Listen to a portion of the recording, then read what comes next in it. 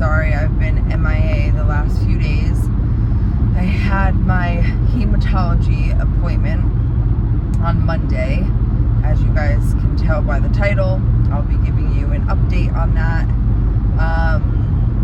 I had to go to work like immediately after the appointment, which is why I didn't update you guys on Monday.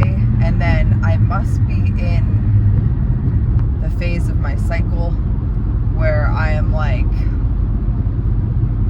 feeling bloated and annoyed with the entire world. So yesterday when I was driving to work, I was just like, okay, I'm just gonna sit in my car, listen to my music, and you know, if you get it, you get it. But I wanted to update you guys. Thank God, and just like thank goodness, thank everything that it was good news.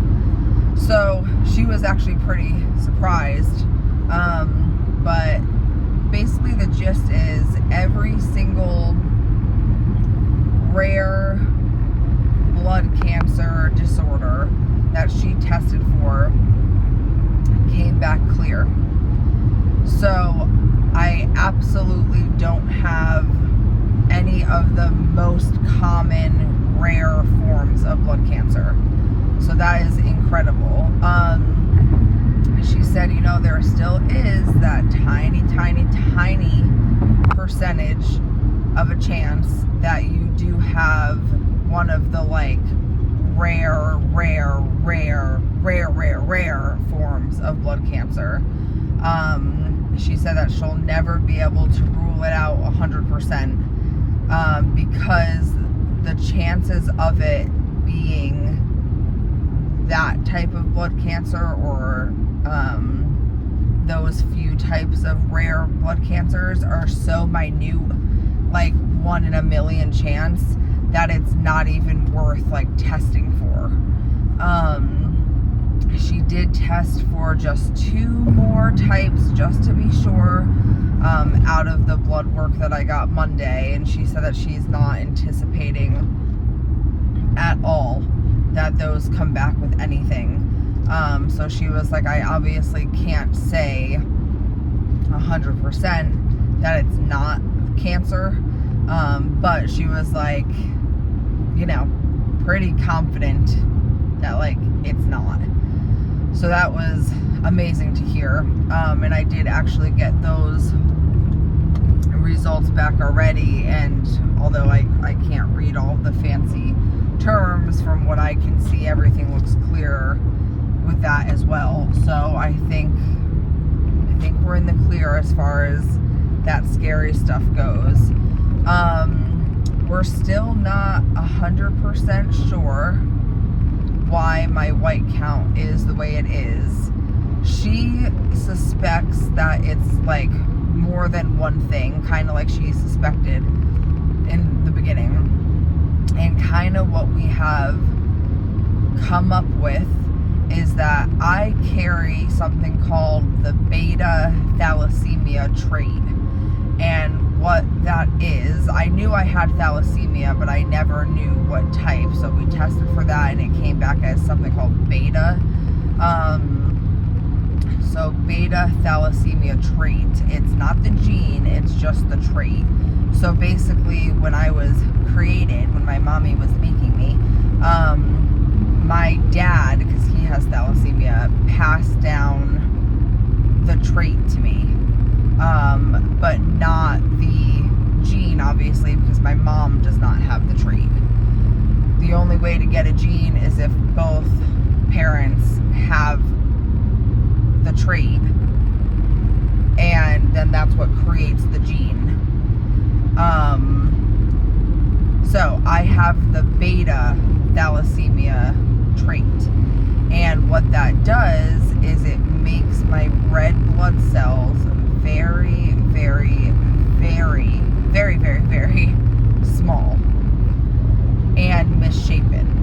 So the way she explained it to me is that when your body is overturning your cells and creating new cells, your bone marrow, to put into your bloodstream, there's like quality control, right? Before it comes out of your bone marrow to make sure that these cells we're sending out are like toughest, best troops to go through the body. And she said, normally in quality control, 90% of your cells are in tip-top shape.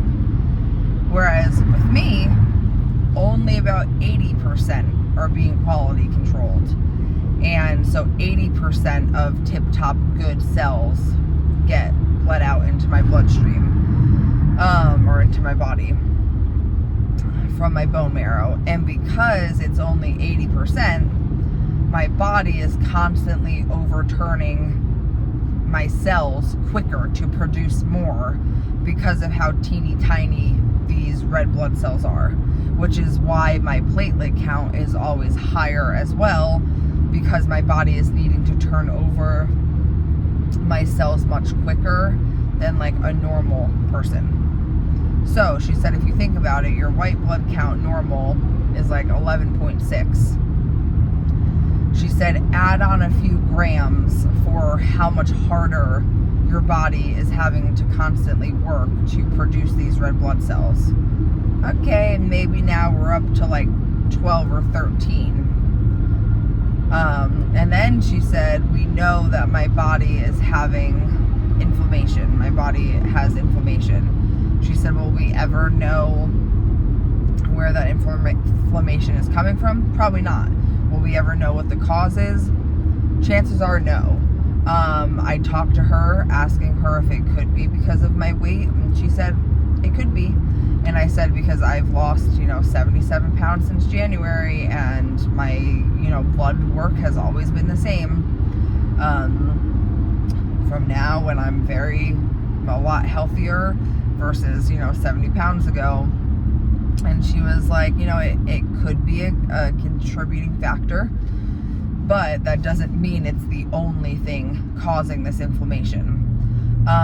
But with the inflammation and with the thalassemia, you add a few grams onto the white count, and what do you get? You get my 14 to 15, whatever it is. I don't know what it is. I guess just points on my blood work.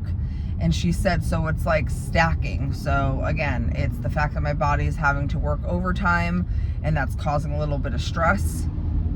That's making the white count go up, on top of some of the inflammation making the white count go up. So she really thinks that it's just a mix of these things that's causing it for my white blood count to always be high, for my platelets to always be high, and why my red count is the way it is. We know it's because of the beta thalassemia. She did obviously say that, with the fact that your body is constantly in overdrive, like, yeah, there's a chance that down the line, things could happen. But right now, she said, I'm healthy to just keep doing what I'm doing. She hopes that if nothing else pops up in the next few years, she'll be able to graduate me, she said, out of, oh my gosh, there's so much traffic, out of being a hematologist or hematology patient. And yeah, I'm so incredibly thankful for like just everything. I'm very, very, very thankful. Sorry guys, this traffic is absolutely insane. I'm trying to figure out how to get over so that I can get off this next exit.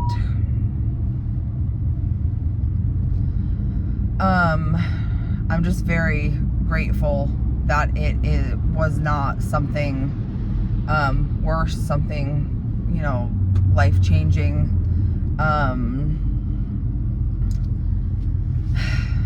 Yeah, I feel very grateful walking in there and seeing a lot of the patients who clearly have not gotten the good news that I have, Excuse me. It was just very surreal. You know, I just feel lucky. Like, I feel very lucky that this is all it is. And that if I just continue to keep doing what I'm doing in my health journey and my life journey, that hopefully this will never cause any issues. I did ask her, you know, will this cause issues in pregnancy? Will this, you know, me having, you know, high white count, this and that? And she said no. She said it's something, you know, obviously I will discuss with my team eventually once I get pregnant and let them know. But other than that, these are just kind of things that we keep an eye on with routine blood work to make sure nothing has like drastically changed or looks funny or whatever. But she doesn't suspect that it ever will get to that point. One interesting thing that she did tell me though is that I need to be very careful with taking iron supplements because thalassemia, at least the kind that I have, mimics anemia and iron deficiency. And she said they're finding that this is like a worldwide issue where people are being prescribed iron left and right for anemia and this and that and whatever when they're not actually anemic. And then it causes iron overload in people's bodies, which she said is very, very dangerous. She said one of the like #1 leading causes of death in women in the world is iron deficiency. And I thought that was so freaking interesting. So basically she told me that because the way that they determine anemia is by looking at the cells under the microscope.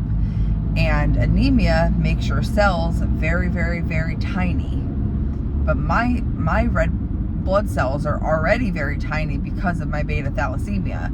So she said to the naked eye of someone who does not know I have thalassemia, it looks like I'm severely anemic.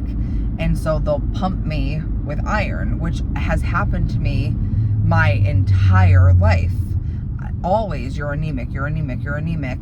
Here's iron. And every time I would take the iron, I would get sick. And I thought I was like, that was me. But now it's probably because I never actually needed the iron. She told me that there is a chance that when I have my period, that there probably is a part, excuse me, oh my God, sorry, there probably is a time where I'm like borderline anemic. But she said if I don't get my period, say for like 6 months, she said absolutely positively do not take any sort of iron. And I just thought that was really interesting. And she said, you know, anytime you go get your blood work, like let them know, hey, I have beta thalassemia, because then they won't like freak out. And it's actually interesting because when I went to my OB that time that I was having all of those issues. Oh, sorry guys, hold on. This is like, it's like a war zone out here today. When I was having all of those issues where I could not stop bleeding,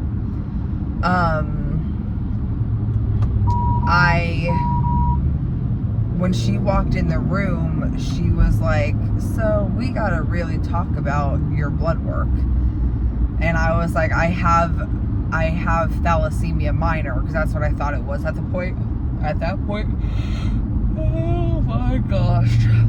And she was like, oh, thank goodness. Okay, because I was looking at your blood work and I like freaked out. And I was like, yeah, I was like, that happens to like everybody. And she started laughing. And then I went to my doctor like a month and a half ago, and I had to see somebody else. I think I might have told you guys the story about how she walked in and she was like, you are a mess. Like, you have the smallest red blood cells I've ever seen in my entire life. You're a medical unicorn. And I was like, oh, thanks. So the hematologist was like, just tell people, like, it's will be in your chart, but like, just tell people that's why my red blood cells look the way that they do. But yeah, so pretty confident to say not cancer. She obviously did have to give me the disclaimer that this doesn't mean in the future that you can't catch, you can't get something totally unrelated, which, obviously it's a risk for every single person in this world. But other than that, no. She said, keep doing what you're doing. I go back in 6 months, unless something pops up, obviously before then, or, just keep doing what I gotta do, trucking along, getting as healthy as I can, and really that's it. I couldn't, like I said, I couldn't be more grateful. I couldn't be more thankful. My mom was on the phone the whole time. My husband was with me. And when we got out of the appointment, I FaceTimed my whole family. And my dad was funny. He was like, did you tell the doctor I said thank you for scaring the shit out of your entire family? And I was like, I know, but like, these are things that we had to check for because that's what my body was, mimicking that it looked like. It was scary. Like it was very scary. I'm just so incredibly relieved. And I want to say thank you to you guys for all the prayers and good vibes and comments and just everything, that would make this situation a little bit easier to deal with, because I truly, truly was scared there for a bit. And thank you for providing me with a safe place to be able to share my true feelings and emotions during all of this. And those of you that were checking up on me throughout, the first appointment and my most recent appointment, I appreciate you thinking of me and, again, sending prayers and good vibes and wishes for me, and they worked. So, hope everybody has a great Wednesday. We're halfway through the week. I'm still going strong with my 10,000 steps. I haven't missed a freaking day, and I'm so proud of myself. And yeah, we're almost done with that. It's already almost September, which is wild to me. My birthday is next month, so that's pretty cool. And yeah, I hope everybody has a great rest of their day.